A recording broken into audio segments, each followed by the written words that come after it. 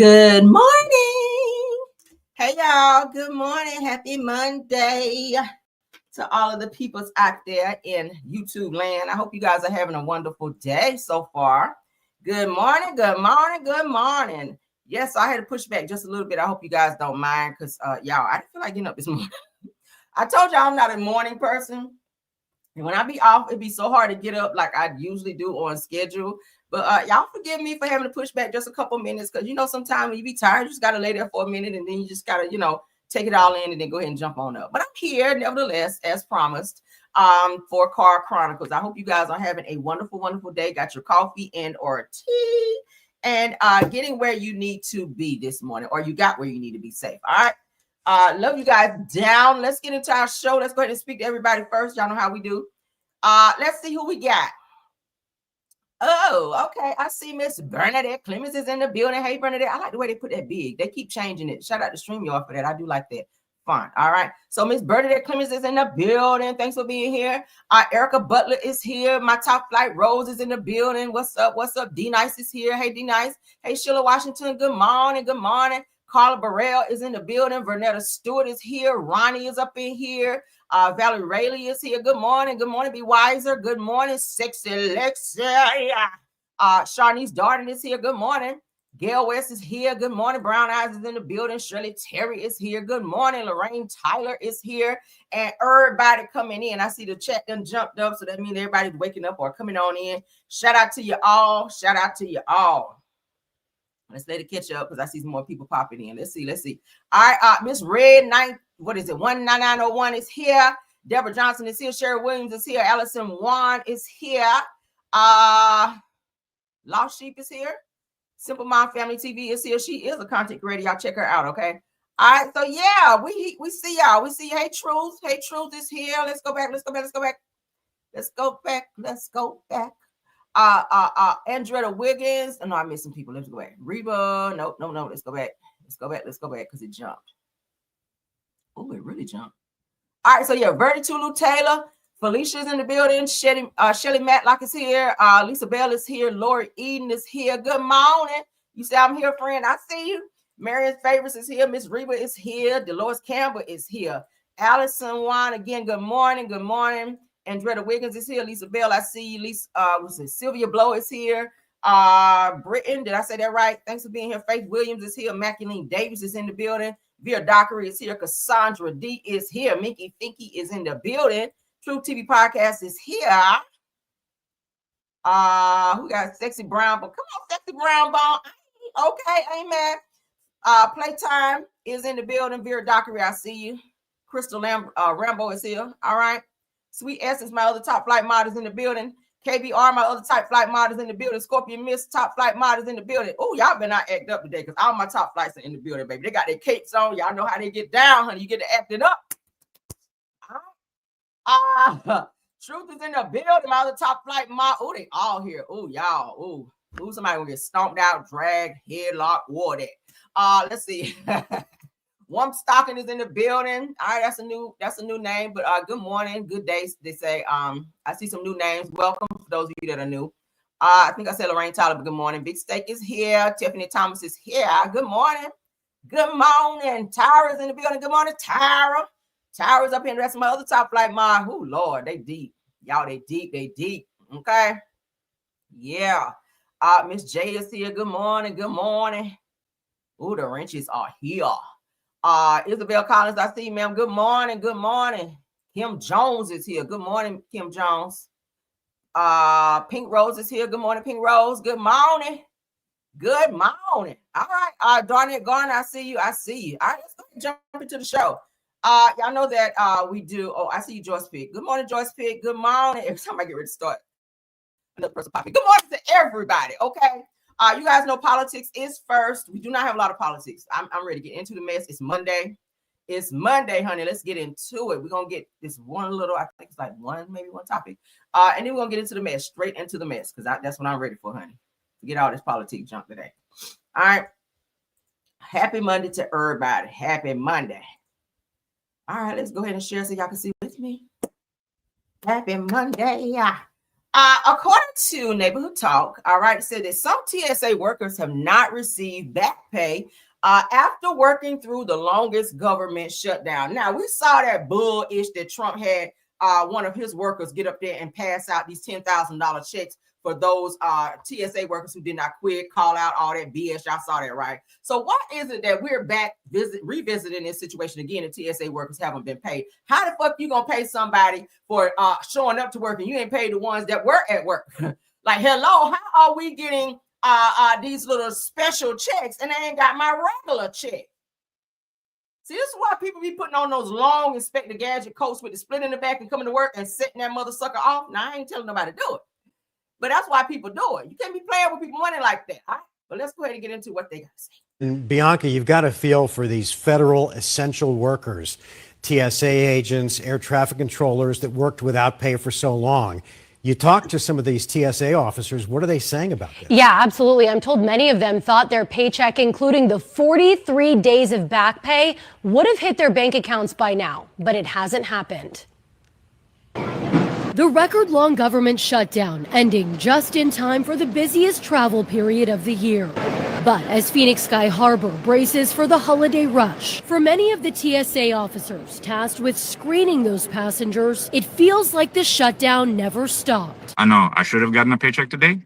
I have not. Jovan Petkovic is a TSA officer and local union representative. He says he and many of his colleagues still have not received a paycheck, including the 43 days of back pay. And each day that passes by without one makes a difference. It's definitely detrimental if you don't receive your paycheck. There's individuals that actually do live paycheck to paycheck. That's a reality. And it's a reality for Martina Santana, who we first introduced you to during the shutdown. A single mom who had to take money out of her federal retirement plan after receiving an eviction notice in October, then was hit with another 5-day notice to pay rent at the start of November. She tells 12 News she also has yet to receive a paycheck. There's a lot of frustration. Petkovic says they were provided with this guidance, stating although the government reopened November 13th, payouts were expected to start on Thursday, November 20th, concluding Monday, November 24th. He says some were paid Thursday and Friday, while others have received nothing. The general public thinks like, hey, the government reopened and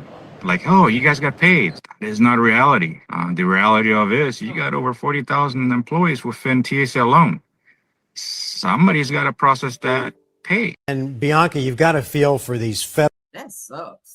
That's gonna be the one to put that damn jacket on to go down there and set it off. I just see him doing it. He look like one of them type too. No pun intended. But yeah, what do y'all think? What do y'all think? That is sad. This lady got this 5-day notice to say, hey, you need to get down here and pay this damn rent. That's wild. 43 days without pay. I know for some people, like, that's not a long time. It is a long time when you're waiting. You got bills that are due, that are past due, and people are steady blowing up your phone, calling you saying, hey, hello, you told me last week you were gonna pay next week, and here we are, and you still haven't paid. What's going on? So that's you know, you can't sleep well when you can't pay your bills. You can't rest. You can't think well or think straight when you have a lot of things on you that you got to take care of, especially on the financial end when you're working but not getting paid. Okay, that's weird. But shout out to everyone that did get their pay, but it sucks for those that did not. So let's send prayers up for the ones that did not, because baby, that's got to be a headache. Okay, I mean, you think about all the bills that you have per month when you add up everything that's lights, gas, car payments, car insurance. For those who pay rent, if you got a mortgage, whatever the case may be. I mean, shit, bills are bills, and when you're getting up every day to go to work, there's no motivation when you know you're not getting paid, right? I said it before. You're not motivated to get up in the morning, get dressed, drive, sit in traffic, go through road rage with people pulling in over you, pulling in on you, about to wreck your damn car to get to a job that you know you're not gonna get no damn check because the government ain't got their ish together. Like, I have no motivation for shit like that. But prayers up, all right, prayers up, because that's a lot. Let's get to our next topic. We are done with politics. What I tell y'all? Just one topic, honey. Just one. We hit it and quit it. Let's get on to the next one. Now, all right, so a Maryland mother demands action after her and her daughter were dragged and beaten by a group of students in a bus school attack. Now, here's the second mother. This is a second mother who's been jumped by some kids. This is getting to be too much. What's going on with our kids? Whitney Houston said, I believe the children are the future. She won't talk about these kids because these kids are fucking crazy. These kids will take you out of here. These kids are stomping you out like roaches. I don't think Whitney was talking about these kids. All right. But so we got another mother who was jumped by some teenage kids. Now we know the first mother, I think she's from in Chicago, where some middle school kids jumped her and her kids. She is pressing charges. They have moved her to an undisclosed location, and charges have been pressed against the children and the parents. So that situation is being dealt with. Now we are facing yet another situation. Okay. Let's go ahead and listen. Then we'll do our commentary on back end. Let's go. Shout out Neighborhood Talk. Last few weeks have been difficult for Lakeisha Graves and her daughters, who say they were. I'm sorry. Let me put up my trigger warning because I've seen this in, just in case. All right. Damn, StreamYard. They like trigger warning. Were attacked by a group of students who had boarded a school bus that wasn't their own and attacked them. You might as well go ahead and go home. Oh, might as well go ahead and go home. My car fat dress. Might as well go ahead and go home. Get in the car.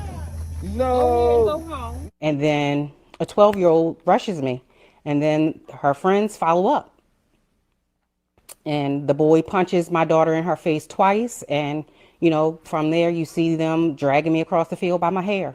According to Cambridge Police Chief Justin Todd, 4 of the subjects were referred to juvenile services. Eat her up! Eat the mama! Eat her the mama! Eat the mama! We've seen juveniles escalate from assaults to vehicle thefts, to robberies, and homicides. We've seen it right here in our local community, and I think we're going to continue to see it until we see a difference and a change. Graves says she met with Chief Todd and Dorchester County's Superintendent of Schools, Dr. Jameel Thompson, and is working to address the violence with city leaders. But it still escapes her as to how this even happened in the first place. I was flabbergasted that children would even approach an adult, let alone assault them. I was not expecting that in any way, shape, or form. Lakeisha says she hopes action is taken, whether it's with the city of Cambridge, Dorchester County, or the school system, to prevent what happened to her and her daughter. And she's hoping action is taken soon before it ultimately costs someone their life. In Cambridge, Brian Roche, WMDT, because local matters. The last few weeks have been. Yeah, this is starting to be an ongoing issue now. We're starting to see more and more cases of this. Parents, please educate your kids. When you put your hands on someone, if you hit them a certain way and they fall, hit their heads, and they pass away, you are charged with unaliving someone, whether you meant to do it or not. Okay, you shouldn't put your hands on them in the first place. If you assault somebody and they fall, or say they have some type of an attack or something, and they wind up passing away, you are the cause of said situation, and your ass will be sitting in prison. You will fuck up your entire childhood over trying to prove something and dealing with peer pressure and trying to get a good laugh or a viral moment on social media, because that's mostly what this is. Kids want viral moments. Everything is for the internet. Everything is for the gram, as they call it, or TikTok or Snapchat. Y'all know how these damn kids are now. It's amazing. These kids do not have any respect or reverence to any adults. And it all goes back to the parents not raising your children to respect adults, whether it's a family member or a teacher, whoever. If you see someone that's an adult, you don't run up on them and rush them and drag them across a field by their hair and stomp them out and disrespect them and then initiate. Y'all heard them in the video. Get the mama, get the mama. What? Get the mama? Like, that's a lie. So you're not only jumping the child, but you are jumping the parent as well. And again, we're starting to see more cases like this. And the crazy thing is, these parents will be down there trying to press charges if a parent fight back, if they get jumped. And I'm not saying, I'm not promoting violence in any way, shape, or form, but you got some parents out there that's not going to sit back and not put their hands on a child because it's a child. You got some parents out there that'll fight back if a teenager or a middle school child try to jump them. Is my hand moving? Oh, okay. Yeah. Okay. So, you run up on the wrong one and they're going to lay you down. So you got to understand and teach your kids, keep your hands to yourself unless you're being bullied or somebody jump you. Of course, you got to defend yourself, but there's a difference between defending yourself and initiating the bullshit. Okay. Okay. Yeah, I don't play it out here fighting somebody's child, but I'm just saying, don't have your kids running up on me. If I'm trying to protect mine, or if I'm just out and about somewhere, because, you might think I look at you funny or whatever the case may be, just because you feel like you want to try it that day. Like, absolutely fucking not. Y'all need to stand down. These kids need to have some type of cool and reverence and or respect for adults. Like, this is getting out of control. They need to go ahead and get tougher laws as related to this and not just charge the parents, because then the kids feel like, oh, I ain't getting in no trouble. You know, that's mama going to jail. No, it needs to be tougher laws to where the parents also have to be held accountable, and the kids have to probably go to juvenile hall and have some type of stricter, punishment as related to this crime, because that is definitely a crime. So y'all can put in there what y'all think about this, because this is a hot ass mess. All right. Let me see if they did anything as related to it. Okay, yeah. So it says here, in the aftermath, Graves met with Chief Todd and Dorchester County Superintendent of Schools, Dr. Jamil Thomas, said that she's trying to work with the city and school officials to figure out how this level of violence was even possible and how to stop it from happening again. Said that I was flabbergasted that children would even approach an adult, let alone assault them, according to the woman who was assaulted. She said that I was not expecting that in any way, shape, or form, child. With these kids, yes, ma'am. So according to Cambridge Police Chief Justin Todd, 4 of the involved juveniles were referred to juvenile services. Come on, Lord. Now, others said that he says were simply too young to qualify for referrals. Something needs to be done, because now this child or these children are getting away with a crime. So it's still, if you are bold enough to do the crime, you must do some type of time. They still need to go to juvenile. They still need to go to juvenile. I don't give a hot damn talking about, oh, they're 8, 9, 10. If you're going to stomp an adult out at 8, 9, 10, your ass can be right on down there with the rest of them. Yep. Because they will do it again because they feel like they got away with it and no accountability was taken. They said that we've seen juveniles escalate from assaults to vehicle thefts to robberies and homicides as well. So that we've seen it right here in our local community. And I think that we're going to continue to see it unless there's a real change, according to Chief Todd, who told the local news outlet. So while Graves is awaiting for a change from the Cambridge leaders, said the Dorchester County and the school system, she has since pulled her daughters out of school, saying their safety has to come first. So that's sad. She probably has to homeschool now her kids, where they got to sit in front of a laptop all damn day to complete their classes versus commingling in school with the other kids because of fear that someone will retaliate or maybe jump them again. So that's sad. So shout out to Dorchester Police Department for doing their big one on that. Not all the way, but yeah, okay. Yeah. Y'all better stop this mess out here, all this damn fighting. Why are these kids so angry? That's a lot, right? That's a lot. These kids are too damn angry. Too angry. The parents need to step in. All right. Black firefighter files a $25 million racial harassment lawsuit after his white co-workers made a noose and asked him to guess what it was. Victim claims that the subject used the N-word multiple times in front of black co-workers. That's a bold move. Is this slavery? This is not even, hold on, is this Black History Month? No. The fuck is going on here? Making a noose? Like y'all ain't have nothing else to do that day. Let's get into this. Thank you, Neighborhood Talk. Noose controversy. You can clearly see this white firefighter tying a rope into a noose and handing it to a black firefighter. It shows him actually tying it, looking at it, admiring his work, making sure it tightens and everything like that, swinging it around. And then when I finally walk back into the firehouse, he tosses it to me. I remember catching it and looking at it and being in disbelief. I asked him, I was like, yo, what's this? And he said, oh, I want you to figure out what kind of knot this is. And I told him, I said, I know exactly what kind of knot it is. This is what people used to hang my ancestor from trees. I said, do you think this is funny? That black firefighter, by the way, has now filed a $25 million lawsuit for a hostile workplace and racial discrimination. Caught on video, a noose. The white firefighter should be fired and charges should be pressed, because I could see that as a threat. What's to say that you didn't think in your mind that you would probably use that on me at some point in time if you could? I don't know your intentions. I don't know your intentions. What were your intentions when you made that and threw it to me? That can be seen as a weapon. Do y'all agree? What's up, Marcella? Thanks for being in the chat. Do y'all not see that as a weapon? You took the time as a firefighter who should be probably wrapping hoses or getting ready for your next call. You took the time to make a fucking noose and waited until why you didn't throw it to the black man and ask them what kind of knot that was? Why you didn't throw it to another white? Why you didn't throw it to another white firefighter, say, hey, what kind of knot is this? What kind of knot you think this is? You waited until the black firefighter walked back into the room and threw it to him, which lets me know, one, you are on some racial BS. And two, I see that as a threat. Because again, what's to say that you were not planning to use that on me at a later time when you felt that you could probably get me by myself? Like, what the hell is going on with people? Let's go ahead and read up on this. This is, yeah, agree. I agree too. Shit. All right. So a Bloomfield firefighter filed a $25 million lawsuit against the township, the department, and his chief and a co-worker after expecting racism on the job. I mean, damn, what year is this? 2025? We still dealing with racism? Patrick Thomas claims while working with the counterpart, Walter Coffey, said that he handed a noose and told him to figure out what kind of knot it was. Says, this is a noose, he replied. This is what people use to hang my ancestors from trees, as we just talked about.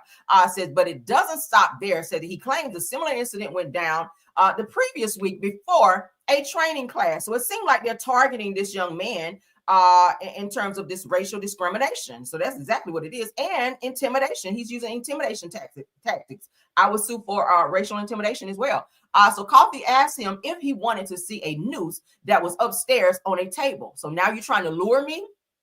Is that what that is? You're trying to lure me to go see a noose on a fucking table. Why? So the Essex County Prosecutor's Office conducted an investigation, eventually charging and indicting Coffey for bias, intimidation. Boom. Thank you. I called it. Resulting in him being suspended without pay. Come on. See, that's how you do it. When you suspend them and send them home and still pay them, it don't sit right because they just feel like it's a little vacation when they go home with pay. But when you send their ass home with no pay, that's when it hit different. But he remains employed by the department pending ongoing litigation. Now, the situation gets worse. They said that Thomas claims that although Coffey is a 25-year-old in the industry, his behavior is far from exemplary. Okay. But he alleged that Coffey used the N-word on multiple occasions in front of other black firefighters. That's a problem. Yeah, that's a problem. That's racial discrimination. So Thomas wants $25 million in compensation for loss of liberty, emotional distress, humiliation, loss of property, costs and expenses, and other damages and injuries. Get out of here, Wanda. Damn. Got me in here thick tongue this morning.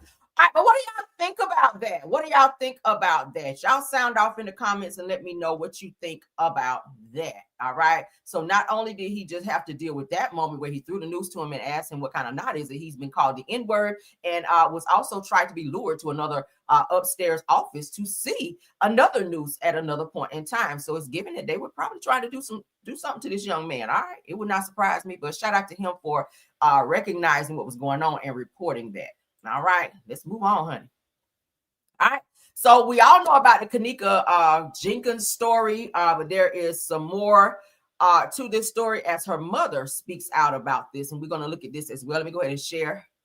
All right, Kanika Jenkins, honey. Let's share our screen so y'all can see. Thank you, Neighborhood Talk, for this post, honey. Let me wet my whistle. All right.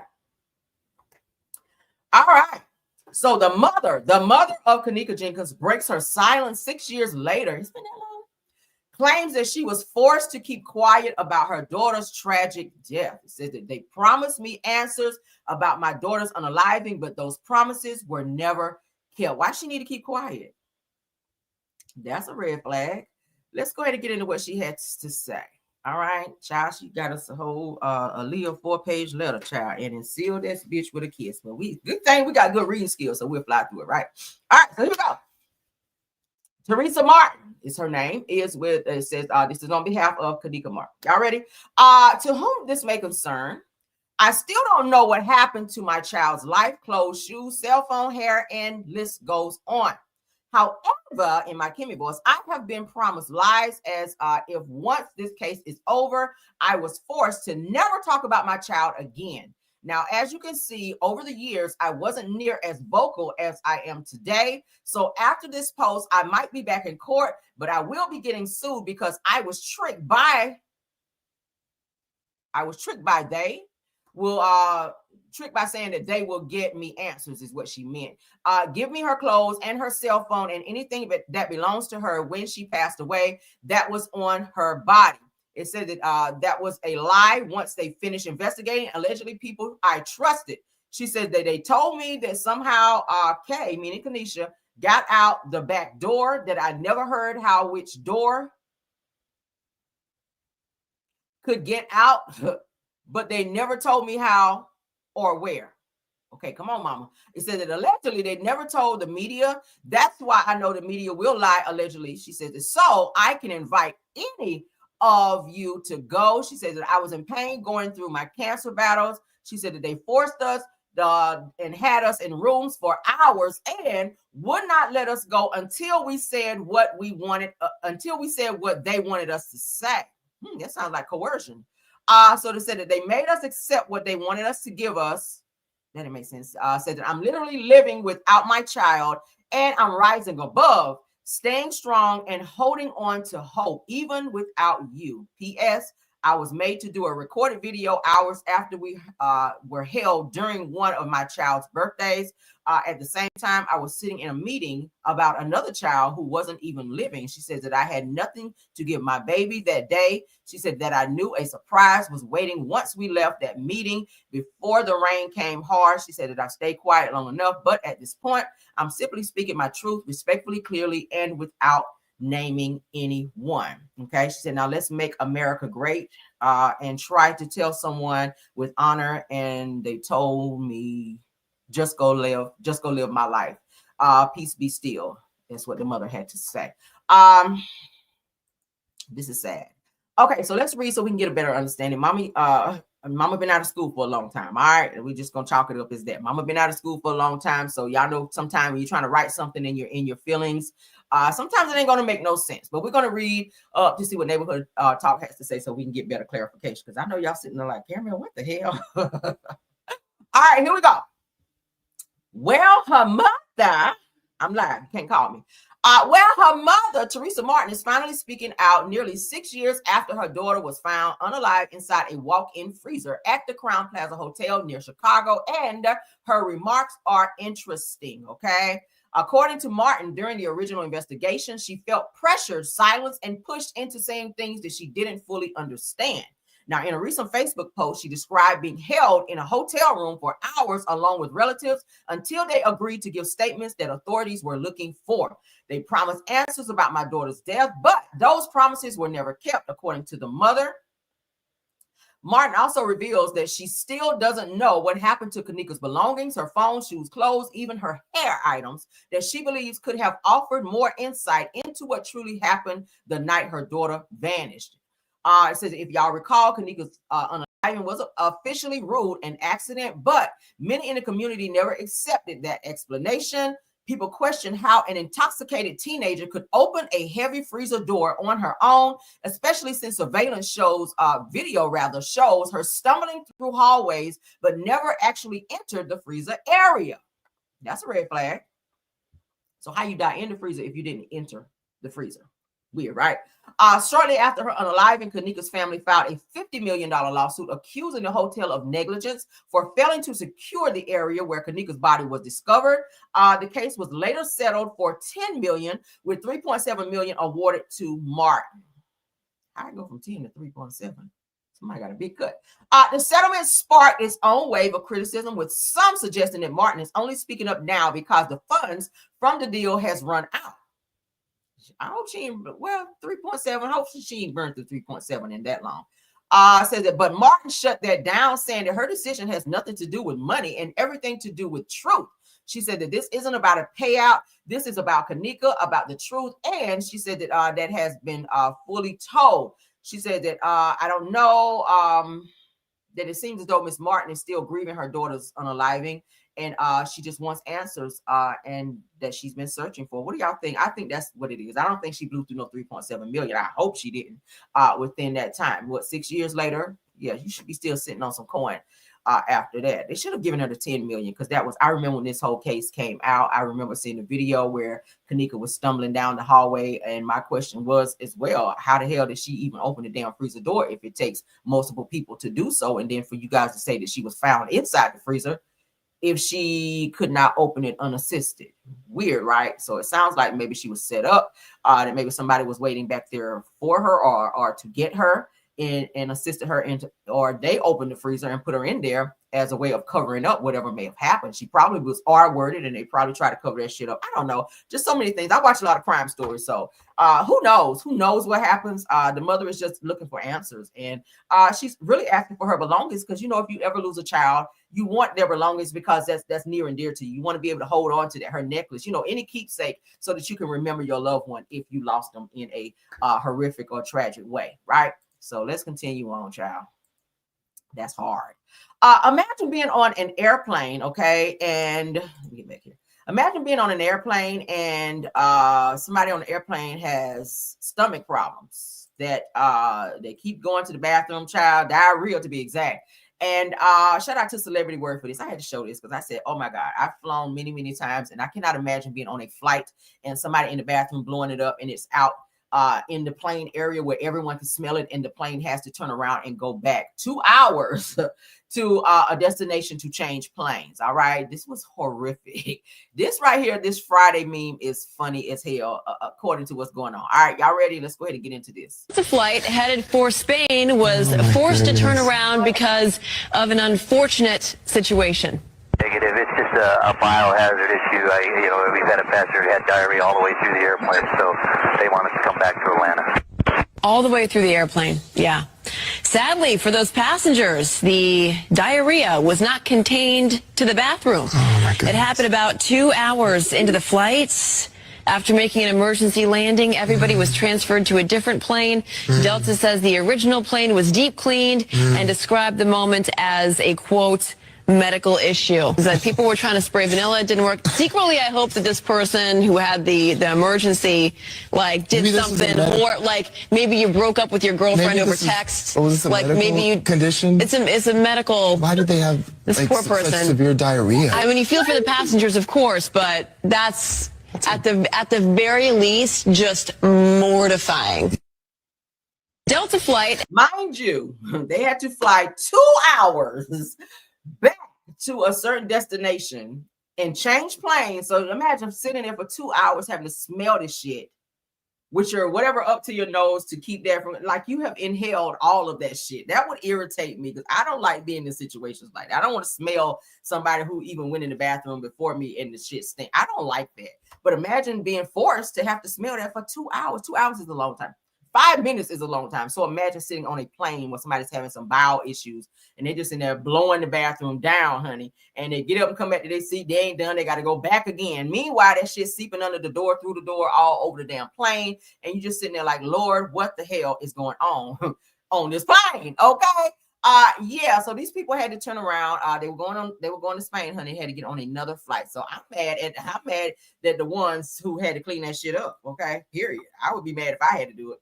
But yeah, honey, Delta, get it together, baby. I need to get some air freshener up something or something up in there, some plug-ins, some stick-ups or something. All right, let's move along, honey. Oh, child. Anybody ever been on an airplane where y'all had to smell somebody when they had something going on in the bathroom like that? Or y'all been sitting beside somebody on the plane, or forced to sit beside somebody on the plane when they didn't smell so fresh? Okay, because not everybody get up and wash their ass before they go to the airport. Especially if you got an early flight, they get up and just get dressed and be like, well, I'll just take a shower when I get there. Meanwhile, especially if you in the middle, or they got to cross over you to get to their seat, child, just, oof, that was seeing me. All right. But let's go ahead and get into this. Prayers up for this person here. Prayers up for Donald Glover. Reveals that he has suffered a stroke. All right. Yeah. Let's go ahead and get into that. Shout out to TMZ TV. Donald Glover shocks fans with a jaw-dropping confession. Okay. Revealing that a stroke and multiple health scares were the real reason behind the sudden cancellation of his New World Tour. So he had already announced his tour, and of course had to cancel it because of some medical situations, including a stroke. Black people, let me say something to y'all. Take care of your body. I keep saying it over here. We talk health and wealth over here all the time. Health and wealth. Please take care of your body. Eat right, exercise, do the things, drink water, put that sugary stuff down, because a lot of that stuff is connected to many different health issues. All right. That shit you was doing in your 20s, you can't do it in your 30s and 40s. You got to exercise and eat right. If you take care of your body, it will take care of you. Black people, and I know Thanksgiving is coming up and everybody gonna be eating bad. So am I. But I'm still gonna be working out and doing the things. I'm still gonna be drinking my water.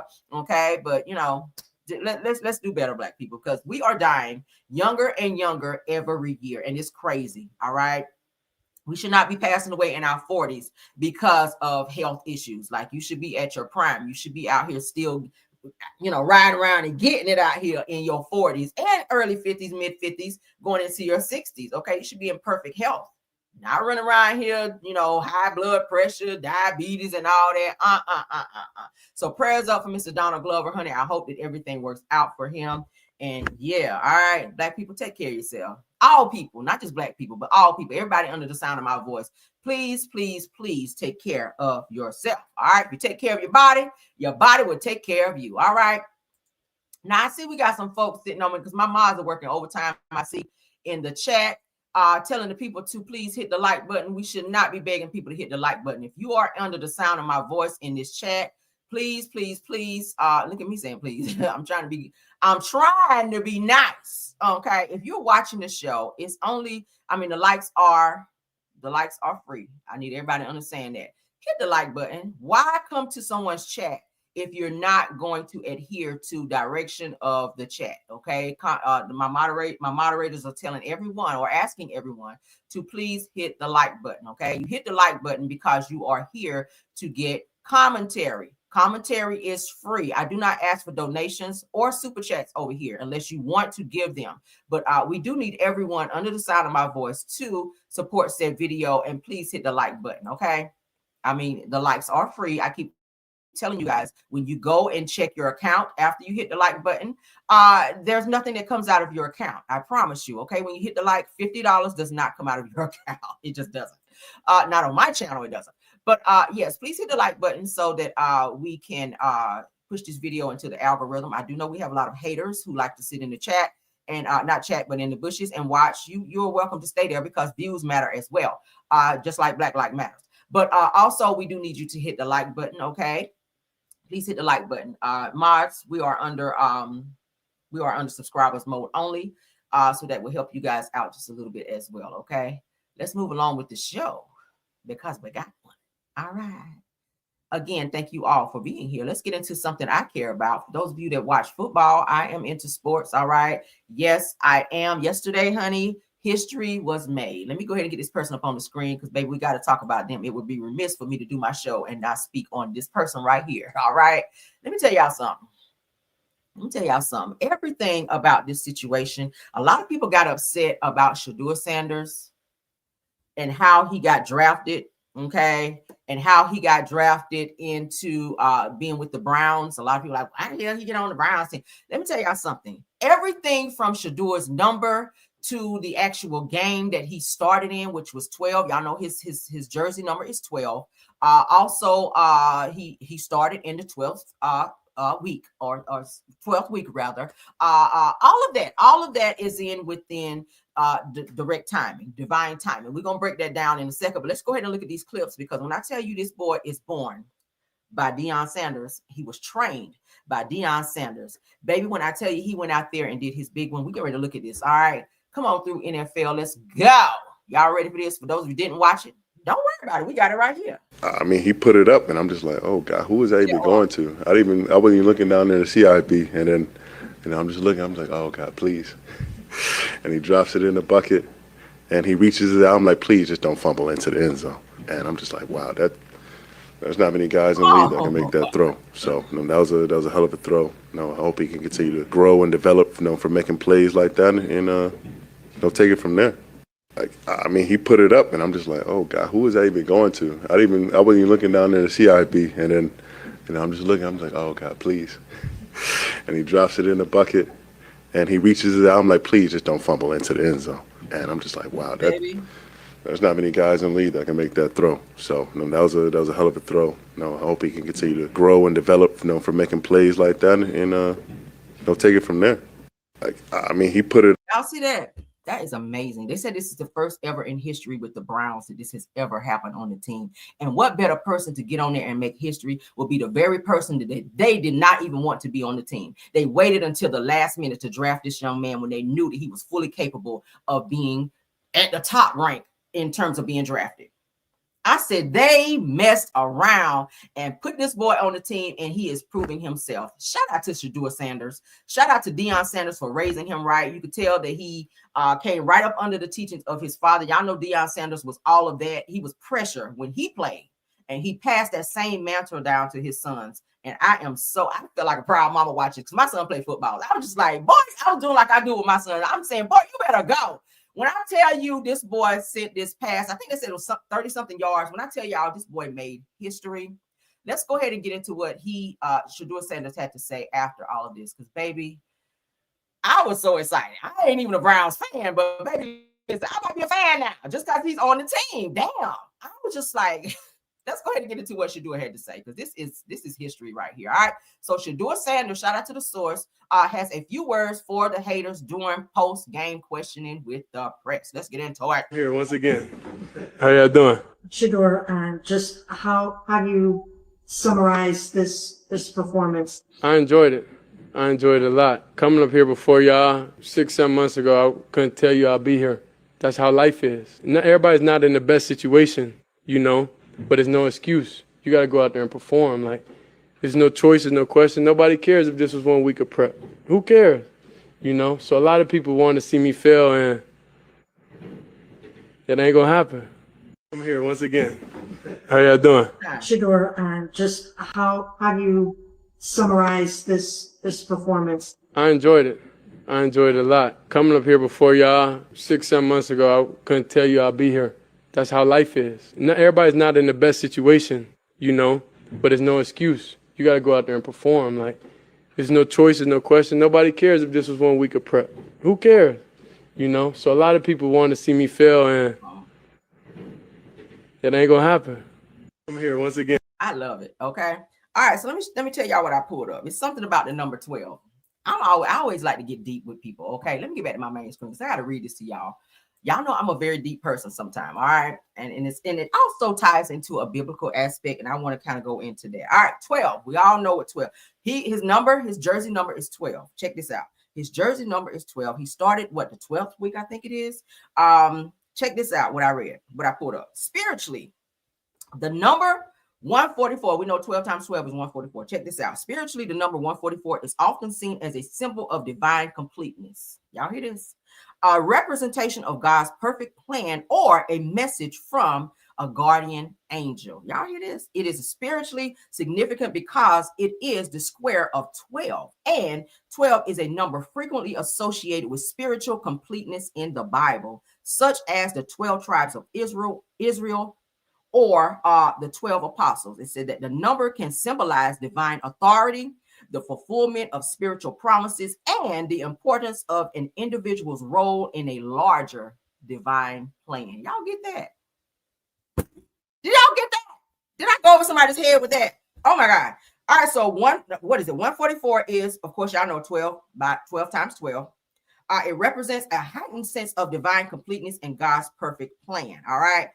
The 144,000, as we know in the Bible, in the book of Revelations, 144,000 is a symbolic number for those loyal to God, often interpreted as representing all true believers from every nation. Read your Bibles. If you guys have not ever read Revelations, it speaks of that there. But I said, golly, it's got to be something about this number. And I'm a numbers person as well. It's a spiritual connection. I feel like all of this was actually divine, and it was all set up in the way that it was supposed to. Why everybody was so upset about this man coming in and playing in the 12th week of, or even the number that he has on his jersey. All of these things were designed and predestined. We'll use that word. It was predestined for him to be where he is right now. This boy came in here. And when people did not even want him to be on this team, and they chose him last. But the good thing, let me tell y'all about being chosen last. And it says this also in the Bible. Now, I don't always like to take it biblical, but let me talk to somebody this morning. The last will be first and the first will be last. That's just how it works. Don't get upset when you get chosen to be last, because you know your time is coming and it's getting ready to be time for you to be first. That's how you got to look at that thing. Always look at the good part of everything that happens in your life. You don't understand it when it happens. I'm sure he didn't understand it. I'm sure it was embarrassing for him because this boy's been training since he could walk, probably. So for him to be chosen last the way that they did this boy, and they did it to where they embarrassed the shit out of him in front of everybody in the whole entire world, for him to be chosen last like this, when this boy hit this field and played yesterday, I watched it. I was just like, Lord, what is going on here? This boy, it's like he hit the ground running.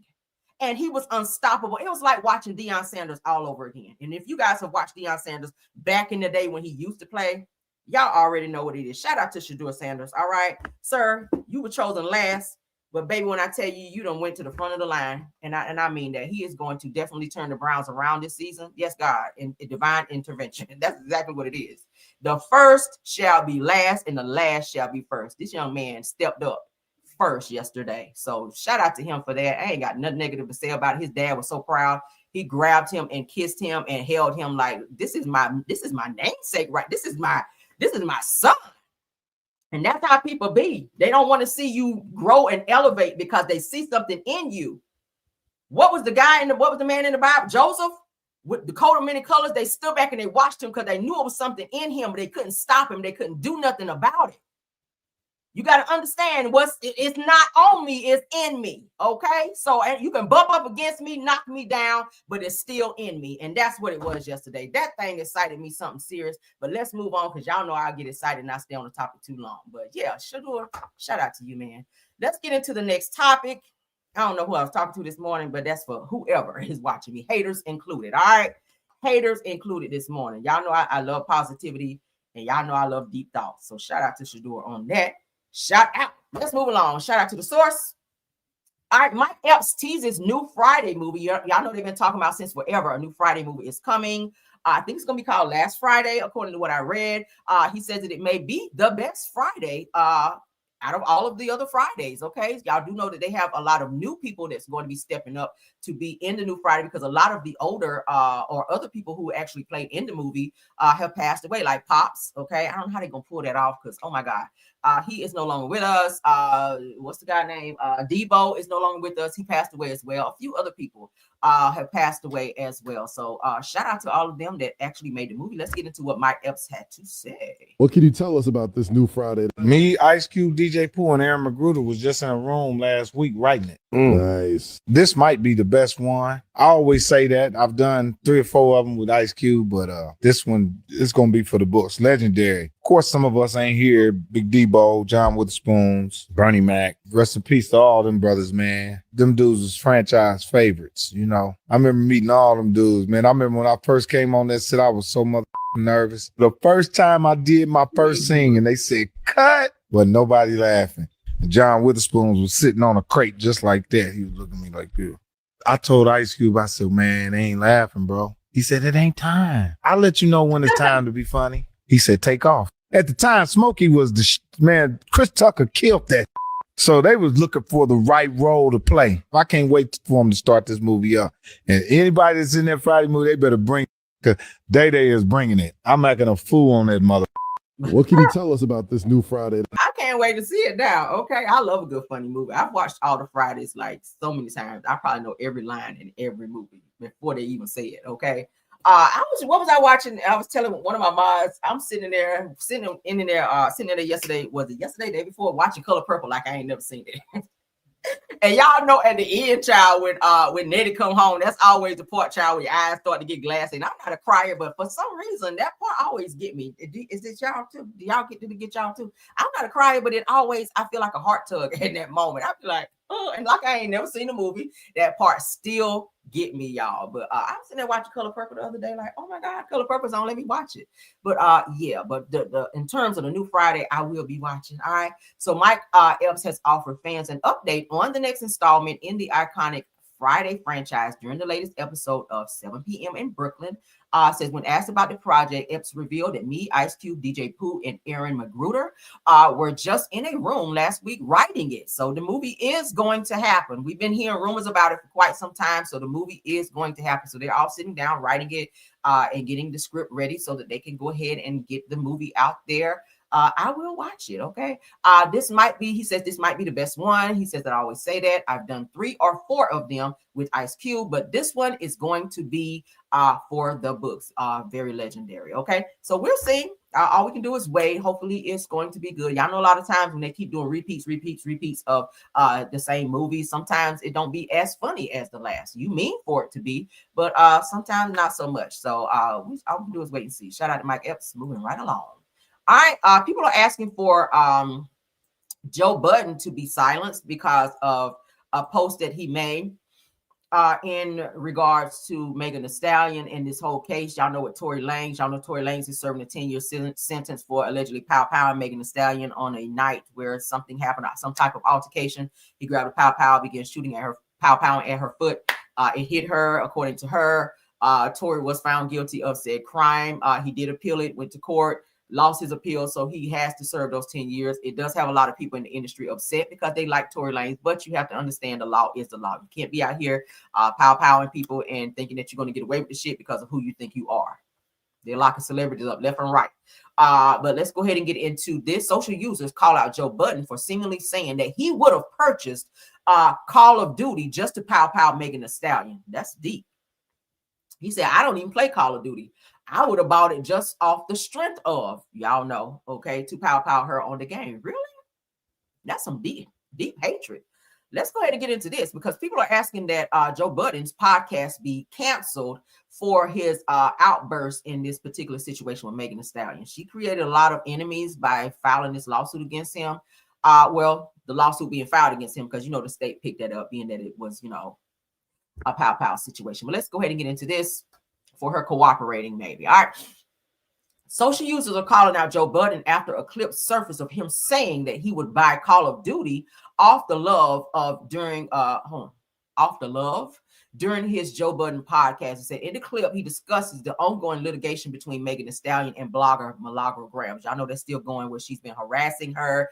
She was actually paid by Tory Lanez and his camp to harass Megan Thee Stallion and put out defamatory messages, posts, etc. about her in order to bring her down because of this whole case against Tory Lanez. All right. Now he spoke on Megan turning down the opportunity to appear in the game after finding out she'd be a shootable or pow-powable character. Now, after that reveal, Mona, aka Don't Call Me White Girl, and Mark Lamont chimed in saying that Megan made the right call. According to Mona, says that they would have been unaliving the F out of Megan. Child. So Joe Budden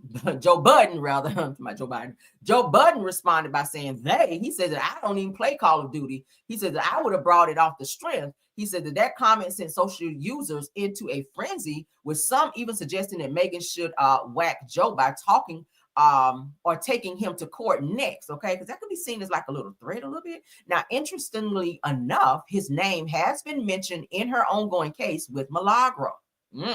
I didn't know that. Now, they said that when asked why she didn't take him to court over the past statements about her, Megan said that although Joe has made distasteful comments that he's already established, it said that while Milagro built fame from Megan's hate, they said that, well, after seeing his most recent comments, that she may or she might have a second thought because he was very vile in his comments. But let's go ahead and look at what some other people had to say about Joe Budden's comment about wanting to purchase Call of Duty just to unalive Megan Thee Stallion. So this person here says that Joe Budden, such a biatch ass ninja, said that he doesn't even play Call of Duty, but if Megan was a pow-powable character on the game, he would play solely for that reason. So they didn't like that. Another person said that Joe Budden's podcast need to be pulled for that nasty comment that he said about Megan, said that ish was disturbing, especially since he has a past for abusing women, and he does. I read that somewhere as well, where he has hands for women. Another person said that Joe Budden hates Megan because she reminds him of what should have happened to him. Said that he should be in jail with Tory. My Lord, that should have happened to him. All right, so another person goes on to say, what the F is Joe Budden's problem with Megan? Another person asks if that Joe Budden clip is real, Megan needs to have his ass in court next. Enough is enough. Because she's catching it from all different directions, okay? Not just Tory Lanez, but other people who are mad that she is holding Tory accountable. And the fact that, like I said, he is sitting in jail for those 10 years. He's very talented, but I mean, you got to take accountability for shit that you do. Joe Budden's hatred for Megan needs to be studied. Child. This person here, last one, said that did Megan Thee Stallion turn down an advance from Joe Budden behind the scenes or something? Said that effing bitter old man. She's gracious because I would have been putting up the bread. Hold on. She says, this person says, I'm great. She's gracious because I would have been put the bread up to get a few of these. What is that? Nacre stock touched. Oh, okay. Girl, that's an unaliving for her. That's what it sounds like. You might not want to say that out loud, because if something happens to him, baby, y'all got to be careful with the things that you say on the internet, okay? Because you might take it as, you might put it up as a joke, but somebody might take it as literal, okay? And the feds do be watching, so don't be putting no shit up there that sound like it might be, you know, that sound like an unaliving for her. You got to be watching the shit that you put up, even if you don't like a person. Don't be posting no crazy shit on the internet, because child, the feds will spin the block on your ass, all right? But let's continue on. Joe Budden, get your shit together, okay? That was very uncouth of you to say. All right. And if they cancel you, you ain't got shit else going on. Because what was the last thing you did do? That song, Pump It Up. Ain't nobody listening to that shit no more. Y'all remember the song, Pump, Pump, Pump, Pump, Pump, Pump It Up? Ain't nobody listening to that shit. But let's move along. Darius McCrary, child. Y'all remember him. We talked about him a few weeks ago. They said, yes, cancel him. Yeah, he gonna get canceled if he don't settle down. All right, let's get into this, child. Darius McCrary. Okay, y'all remember him from Family Matters. Y'all remember him from Family Matters. Darius McCrary is in hot water again. Y'all know he just got out of jail. So a couple, months ago, barely a month ago, he was arrested for not handling his child support issue. He was in arrears and his ass got arrested and held in contempt for something else I read. But Darius McCrary is in hot water again. The actor is arrested on felony charges after missing a court date in child support case. I'm not sure why he don't go to court. Like, you ain't got shit else going on. You're not on TV. Are you working anywhere? I don't know. But you need to get down to the courthouse and handle your business with your children. Okay. But he has been arrested again, y'all. I really hate to see childhood actors grow up and become men and be in this type of environment to where they stay in trouble like this. It's like you are tarnishing your image, sir. Like, we see you still as Eddie Winslow, but Eddie Winslow would not have been on the bullshit like this. This is some Darius McCrary stuff right here. We need you to get your life, take care of your kids. I don't know if he's having financial difficulties, but yeah, you need to get it together. You need to get it together, because this is not good. So you know, when you miss a court date, there will be a warrant against you. So make sure if you got a little court date, child, go on to it, because you know that just only snowballs into something else. All right. Yeah, sad for him, but he has been arrested again for not showing up in court to handle his child support issues. All right. Take care of the chairman out here. Okay. Take care of your chairman, because they locking people up now. Let's move along. All right. According to let's get into some reality TV entertainment, because we're almost to the, let's see how many more topics I got. Yeah, we got a few more topics. We good. All right, I'll be here a little longer. Okay, so let's get into reality TV. As you guys can see, this criminal on my screen right here. Not sure why they put girl in this season. Okay, yes, they are. They might want to leave Cookie alone, because like I said, she done spent some fed time. And y'all know the bitch been in fed time. They really don't care. All right, they be slicing and shit like that. But what y'all think about that? Sure. Monique, get in here. All right. Now we got to update y'all. I have got to put this up here, because you guys are going to be like, what? Okay. So we just finished talking about Shadua Sanders. And I hate to spin the block, but we got to talk about this, because this is a great update. And this just came across my desk, literally. Come across my desk. Let's get into this. Ooh, child. So the Browns are browning. Y'all ready for this? Yes, honey. Let's share, honey. We just finished talking about Shadua had me up here preaching this morning, child. I guess I'm gonna have to get back and finish my sermon, Lord. Shadua, breaking news. Browns are extending Shadua Sanders, y'all. You see that? Breaking news, honey. The Browns are extending quarterback Shadua Sanders to a 5-year, $300 million contract following his win against the Raiders, you guys. What y'all think about that? Come on, Lord. Okay. What y'all think about that? Y'all give it up to Shador Sanders for getting an extension. All right. See how they put him out there to see what he was going to do. And he went out there and proved himself. Now he's sitting on them good old $300 million contract. Come on, Lord. Okay. Shador Sanders. Come on. Yeah. We're going to take a little bit of time to clap it up for Shador Sanders. All right. The Browns are extending quarterback Shador Sanders contract to 5 years for $300 million for his win against the Raiders. Y'all know the Browns ain't been doing shit, but now they got Shador on there. What I tell y'all about that number 12 just now? What did I tell y'all? Did we just get through talking about divine intervention? Come on in here. Y'all, let me tell y'all something. Okay, that's the Lord right there. Shout out to you, Shador. I love this. I know his daddy is smiling from ear to ear. Okay, I know he is. Shout out to Shador Sanders. Lord, I am so happy to hear that. That's some great news. Shout out to Shador. Right? Did we just say last would be first and the first would be last? Did we just not say that? Did we not say that? God Almighty.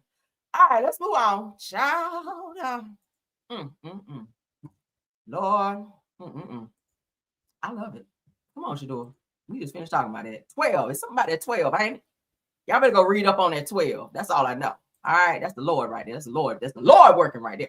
Okay. Come on in here. Let's get into some Willie Colon. All right. Y'all know he used to be on Bell Collective, but he and his wife, Akeisha, decided to quit the show because Carlos was being a bitch ass nigga over there.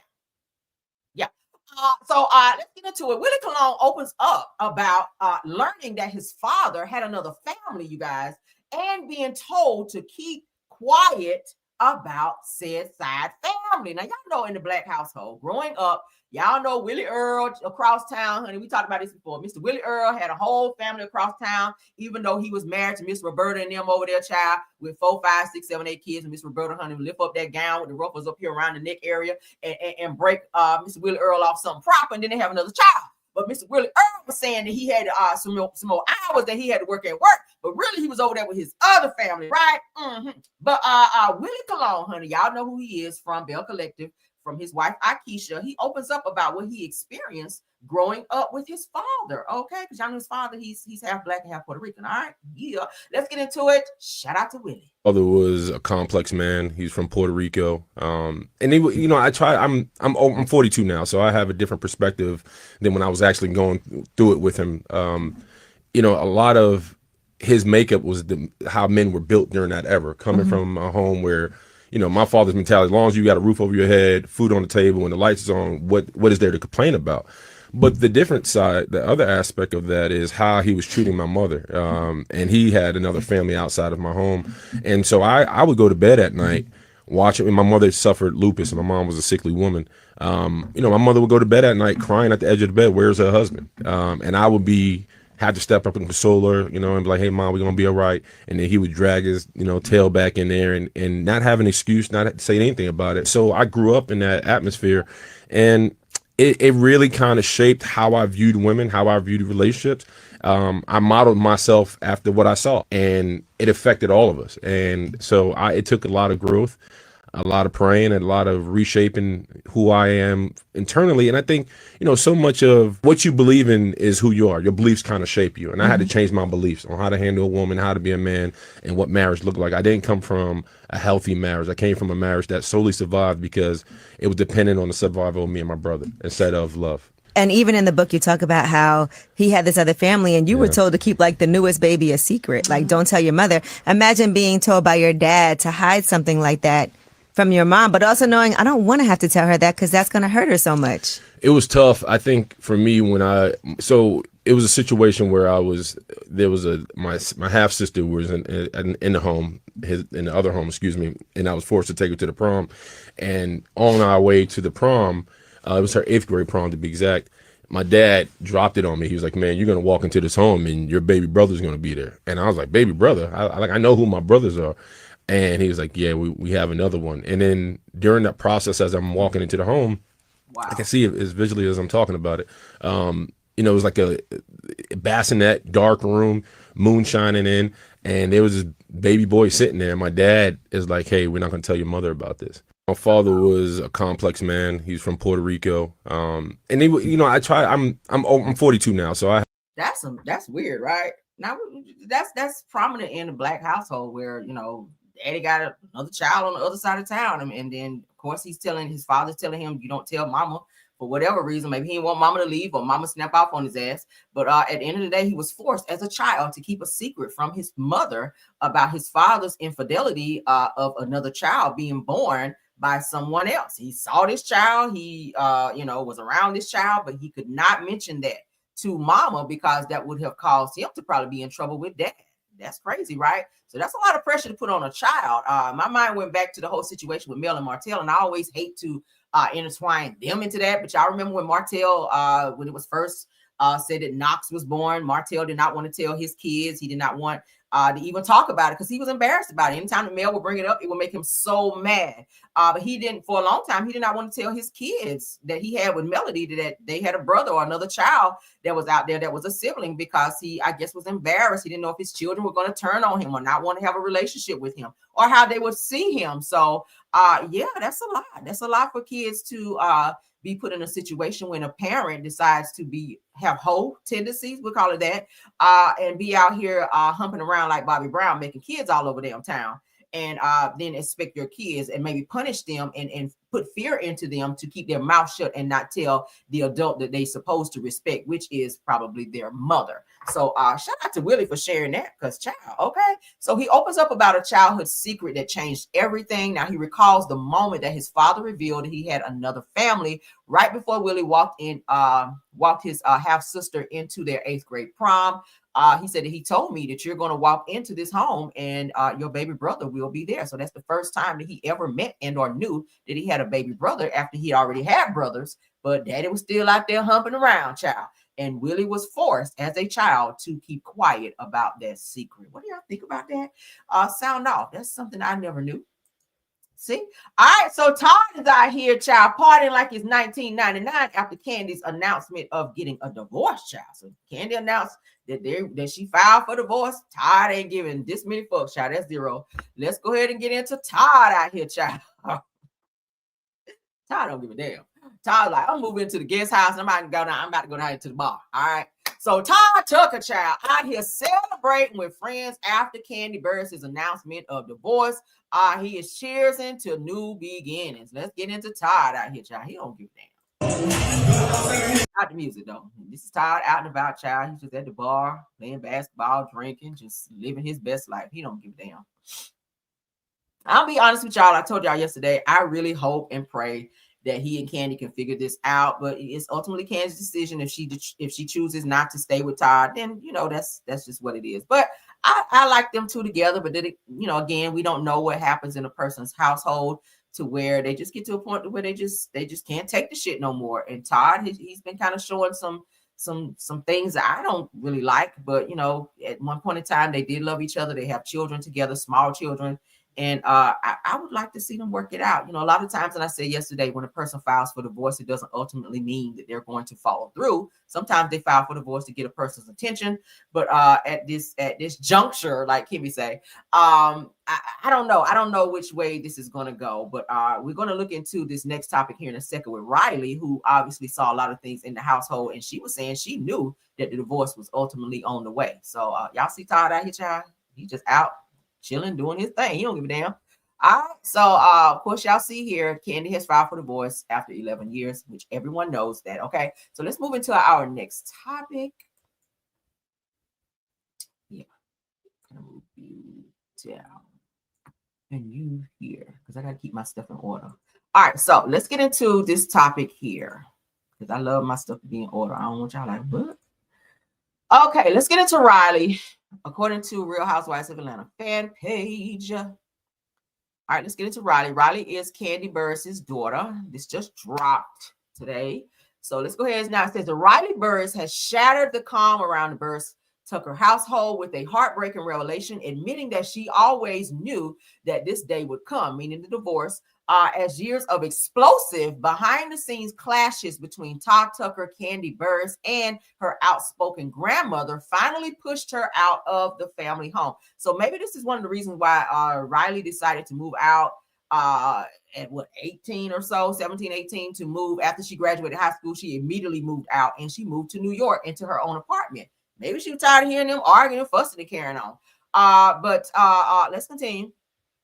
It says the insiders say that Riley's confession left producers stunned as she described late night arguments, emotional rifts, and that never truly healed, and a mountain of tension that she felt forced to carry alone while trying to protect both her mother's image and her own peace. So she would see things behind the scenes like Todd and Candy arguing, like she said, late night arguments, probably them screaming back and forth at each other. And then when they go out to events, or maybe when they were filming, she was forced to be like, oh, I love Todd. He's my favorite dad in the whole wide world. Or be smiling on red carpets, or just acting like nothing was going on and that they were the perfect, family, in order to shield and or protect her mother's image. Because y'all know Candy is a public figure. So she said that now the Bravo world is buzzing that Riley's decision to walk away marks a breaking point that the family can no longer ignore. Okay, shout out to Tyra for the super sticker. Thank you, love.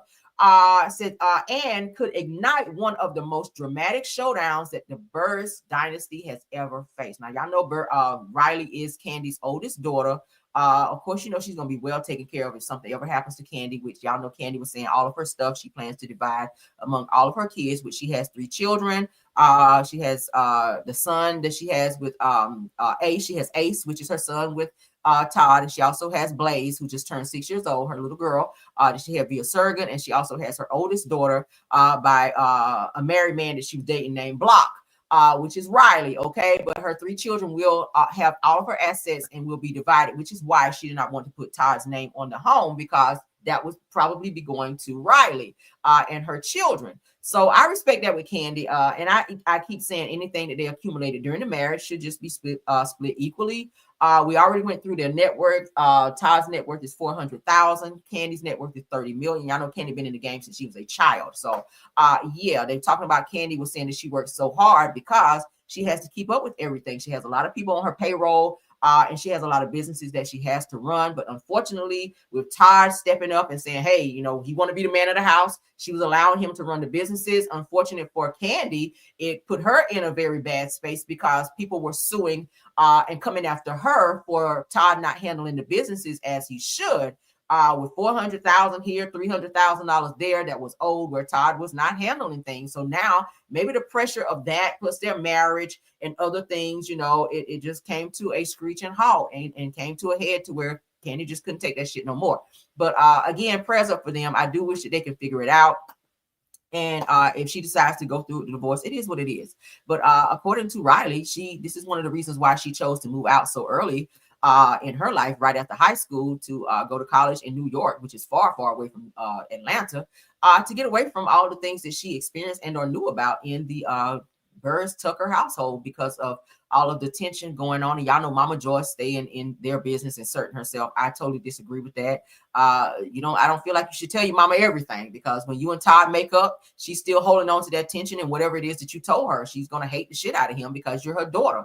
She's going to always take your side because you're her daughter. I don't tell my mama everything. If me and my husband have a disagreement, my mother would not know about it. You know why? Because we're going to figure that shit out. That's what marriage is. You're going to have some days where, you're going to agree, and some days you're going to disagree. But don't always put everyone in your business. Keep family out your business and work that shit out amongst yourself. Get a counselor, therapist, whoever. Talk to your pastor. But your family will always take your side. And sometimes they're not so quick to forgive said person as fast as you will. Y'all be over it, happy, smiling, going to family functions, and they be standing back frowning at you like the shit just happened yesterday because they chose not to let go of it because you chose to put them in your fucking business. And Mama Joyce, I think, knows a little bit too much about the shit that goes on between Candy and Todd, which ultimately probably helped make the decision for Candy to go and divorce him. I really feel like that. I mean, shit, we saw it on the show, right?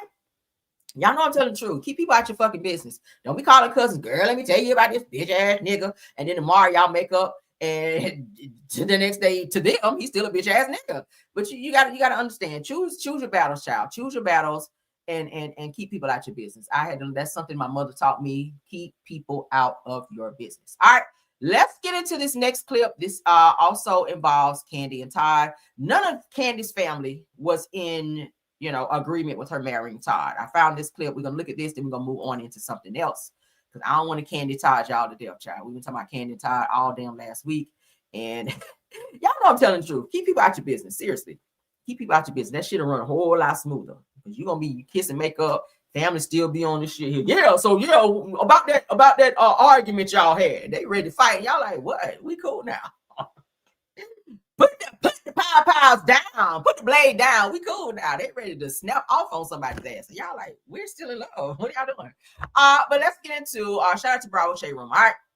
So in this clip, you guys can see where all of Candy's aunties and family was warning her about Todd. They did not want her to marry Todd. But again, ultimately, that's Candy's decision. She fell in love with him. That's who she chose. Yeah, again, they all up in her damn business, starting with Aunt Bertha, who don't like no damn body. Okay, let's get into this clip. I know y'all remember it. Let's go. I want you to marry. Why? I just don't, baby. Wait a minute, what you shaking your head for? I don't either. Oh my gosh. Seriously. Well, you know how I feel about it.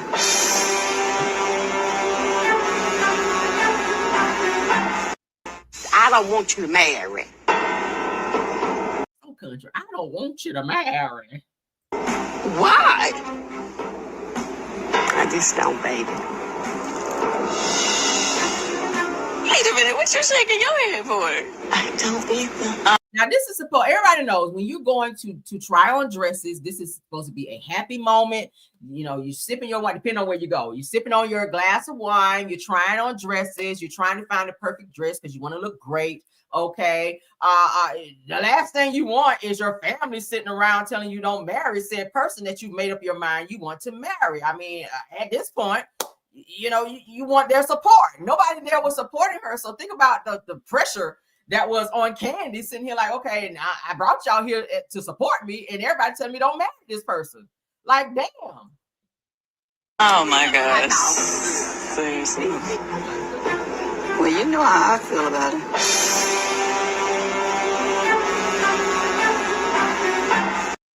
A lot of people were saying that Candy should have listened to her aunties. That's what this person here is saying. Said, listen in my life. I've learned to listen to older Black women, especially the ones from the South, so that they're not hating, that they just see something that you don't, that's love. So put in the chat, what do y'all think? Do you think that the aunties were right to tell Candy this or to tell her not to marry Todd? Or do you feel like Candy should have just followed her heart like she did and married him anyway and find out? I mean, they did make it 11 years. That's very exceptional. Many people don't even make it 6 months to a year. So the fact that she and Todd didn't make it 11 years, that's very applaudable, I think. But what do y'all think? Do you think that her aunties were correct to tell her not to marry Todd? Okay. They said, Todd, you had a good run. A lot of people feel like Todd was sticking it out and staying until, you know, after the 10-year mark, but that's not going to help him anyway. Because like I told y'all, it's a very airtight prenup to where he can't get alimony. He can't touch any of her assets or money or things like that. So, I mean, whatever they accumulated during the marriage, he is said to get half. All right. But yeah, and he got to move out within the 30 days, as we told you guys. So that's it. And that's all. All right. So it is official. Candy did file. But again, it's not finalized. So now we wait to see what happens after that. Because most people, like I said, do run back. Again, look at Judge Mathis and his wife, Linda. They are back together. And they're happy. And they're making that shit work. It's cheaper to keep her. All right. It's cheaper to keep her. Let's move on to the next topic. Yeah, I don't know why I put this up twice, y'all. Forgive me. Move you down. Okay. Is this my last topic? No. Okay, let's get into this one. All right. We got 2 topics. One after this one, and then we're done. All right. Oh, Lord. I hope y'all enjoying the show. If you're enjoying the show, don't forget to like the video, comment on all the topics that we discussed as well.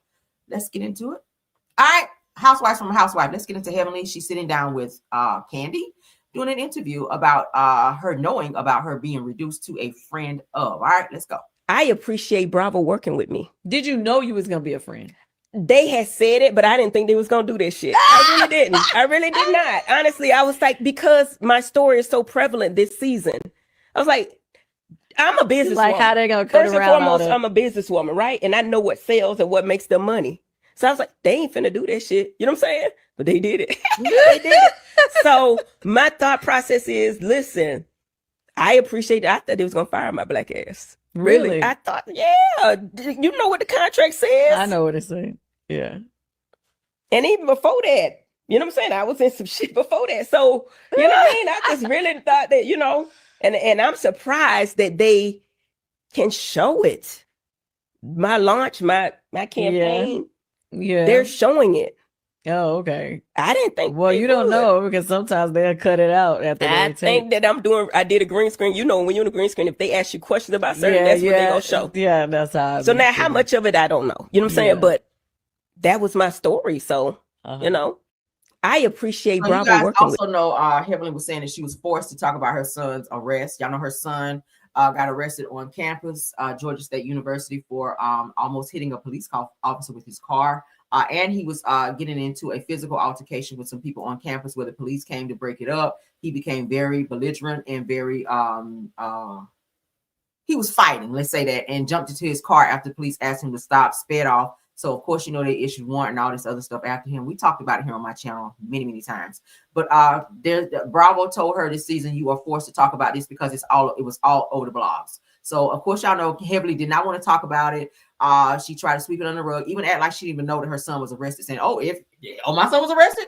If it happened, daddy handled it and I knew nothing about it. Like, your neighbors didn't tell you the police came to your house to pick your son up. Like, stop it, Heavenly. So I think she was avoiding taking accountability of what her son did.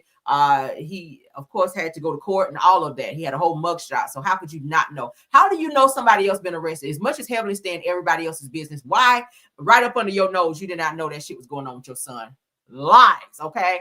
But Bravo has told Heavenly that this season she definitely has to talk about this arrest with her son, and that it's going to be her story. I'm happy because she never talks about herself. We don't really know anything about Heavenly except for she's a dentist, right? We don't know anything about Heavenly except for she's married to Dr. Daddy and that he like white women and that she's a dentist. That's it. We know she got 3 kids and that's it. We don't really know the ins and outs of her life because she keeps herself under lock and key, but she loves to dig in other people's business. So I'm excited that this season on Married to Medicine, she's forced to talk about something she doesn't want to talk about and that she sat there and adamantly denied for the longest. Shit, I talked about it. Her people came for my channel and for my video when I talked about that shit to try to have it taken down. I told y'all that shit pissed me off. I had to edit my video, y'all, and I hate editing with a passion.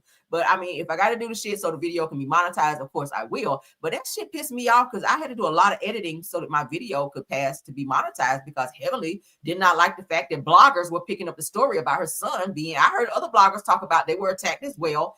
Heavenly was sending her people to attack bloggers for talking about her son's arrest. And I mean, girl, that's like breaking news if your son is arrested because you're a public figure. So no news is off the table when it comes to your son, especially. If it was anybody else's son, if it was Dr. Simone's son, the shit is going to be talked about because you guys are public figures. So I'm not sure why she wanted to keep this under lock and key. Maybe because she was going to be running for office and she wanted to have that clean image or whatever. But baby, Bravo was like, bitch, not this season. You're going to talk about this.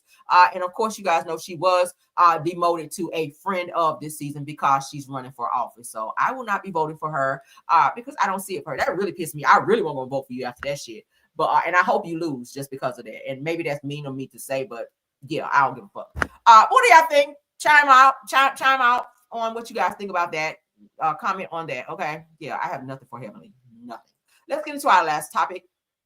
Girl, you came for me, and I was only doing my job over here talking about what was going on, and you came for me. So it's forever up and stuck. Fuck you and your grandma wig. Okay. Moving right along. All right, housewives from a housewife. Girl, I'm like Whitney Houston. I have nothing for you, Heavenly. Okay. Housewives from a housewife. Let's get into some Cynthia Bailey news. She's asked, okay, why did she not marry Leon? Y'all know Leon, honey, from the 5 Heartbeats is her daughter's father. Okay. Fine Leon, honey. They say Leon's so foreign out here. Okay. We've seen him in Waiting to Exhale. Okay. Y'all know he's waiting to exhale. When he told Lily Rashawn, go over there and get my pajamas because he know his cheating ass was cheating on her. And y'all remember the movie.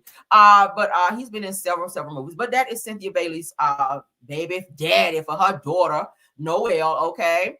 which she says she named after Leon, which is his name backwards. Noel, Leon, and then Noel backwards.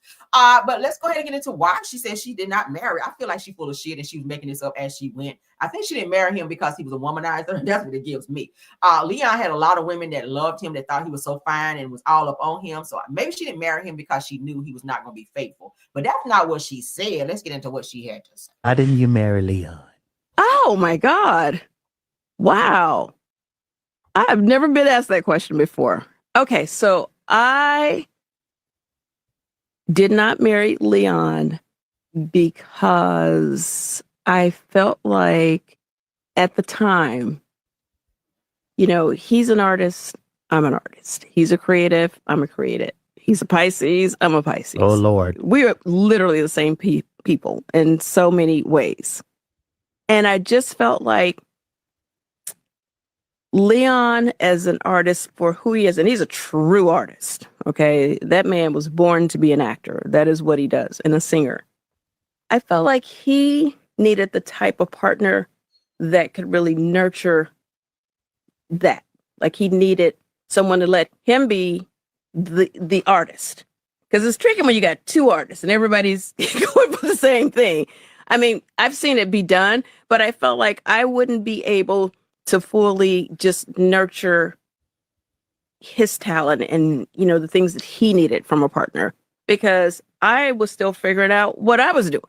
Why didn't you marry Leon? Do you guys believe that? I feel like it more so had to do with him, with women throwing themselves at him. Leon was a shit back then. I mean, he's a great actor. A lot of women saw him as being this, this sex symbol. And for her to link up with him, y'all know back in the day, Cynthia Bailey was on runways, honey, out there with the girls. She was girling out here. She was on, she was traveling. She was modeling, okay?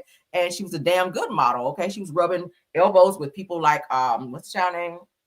Who's married to Russell Simmons, Kimora Lee Simmons, okay? She was rubbing elbows with Kimora Lee Simmons, and child had on the angel wings coming down that runway, baby. Yes, she was tall and in charge, but she ran into Leon, who was an actor back then, and baby, the women loved him. So I feel like she did not want to take that leap because she probably knew that he was going to cheat on her and probably embarrass the fuck out of her, and they were going to wind up getting divorced. A lot of people be scared more so of getting divorced when they meet a person that they see as being as fine as him and having all this notoriety and clout and everything else that he had going on. Leon was that dude back then, all right? And women really desired him. So for her to be able to snatch him up, and then they came together and, produced a daughter in love, I'm going to say. I could tell she still loved him when you see the two of them together. They look great together. I could see them being married, but maybe too, she didn't want to share her clout because, with him being here and she's modeling, maybe that attention that he was getting, maybe she didn't want that to overshadow her in her career, we never know why people do what they do, but in the end, I feel like it was more to her saying, oh, he was a star. And I feel like it was more so of her probably being in fear as a young woman and her career taking off the way that it was, with his career booming. I feel like she did not want to probably be put second to maybe other women that he may have had in his life at the time, because Leon was very desirable back then. What do y'all think about that? I was like, oh, okay. He looked great on what is it? Waiting to Exhale. He was fine. I was like, okay, Leon, come on in here. But y'all put in there what y'all think about that as her reasoning for not ever marrying Leon. But to this day, they appear to have a great relationship. Y'all know Cynthia's been married, what, 2 or 3 times, child? She cannot keep a man to save her life. But I don't know. Maybe Leon is her one. Maybe if she married him now, because people change. Maybe back then his mindset, his growth, his maturity was not where it is now. Maybe now they could make it. If she spend a block on him, if they still love each other enough, their daughter is grown now, maybe, just maybe, that things have kind of slowed down in her life, and he is that they could make it now if she decides that she want to get married again, spin the block and see what happens. Okay, but what y'all think? Go ahead and comment on that. That's the end of our show, y'all. That's the end of yesterday. He didn't ask her. Yeah, he didn't ask her, but child, she get over there and throw her leg over him. He might ask her. Okay, because Cynthia still got it out here. Cynthia still looks good in her 50s or so. She still look good out here. So shout out to Cynthia Bailey for keeping herself up. Okay, because she still look like a model or whatever. So let's get out of here, guys. Y'all know I love y'all. Let's get out of here. I will be back for our usual pop-in. Okay, like I always damn do, even on my day off. I'm off this whole entire week because this is a holiday week. I always take Thanksgiving week, and I always take Christmas week, okay? Because the girl got what? Seniority. Okay. So yeah, I will be off all this week. So I'll be hitting you guys up several times today with videos because I really ain't got shit to do. I got, a couple running, errands or whatever, but I'll be back to visit with you guys and give you guys the news I know y'all can use. All right. So y'all, thank y'all for joining the live. Please don't forget to like the video, share the video, subscribe, comment on all the topics we discussed. Shout out to my top flight mods for doing an awesome job. True TV Podcast, Tower, KVR, Sweet Essence, Scorpion Miss, and Rose Armstead. Thank y'all for doing an awesome job. Y'all work so hard for me, and I love you. Thank you to all of my usual content creators that stopped by here. Jonetta Speaks, thank you so much. Black Women in the Building, Schoolboy, Queen Speaks TV, Simple Mom Family TV, JCD Creations, Miss Dee, Shay P, and Shay Renee. Thank you guys all for doing an awesome job. Y'all check out all these content creators I just mentioned and y'all support them as well, okay? Until the next video, we're going to get out of here, all right? Love you guys down. Until the next one, bye.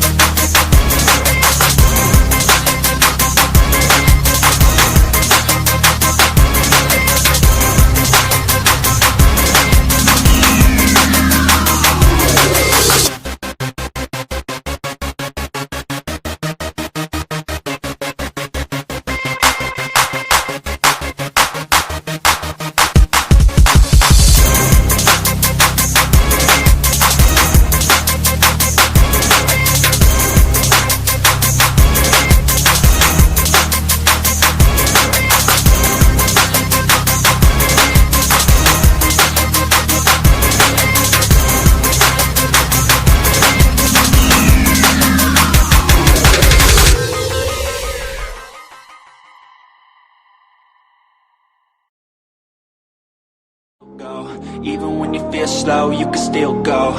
Even when there's no hope, you can still go. I never answer to no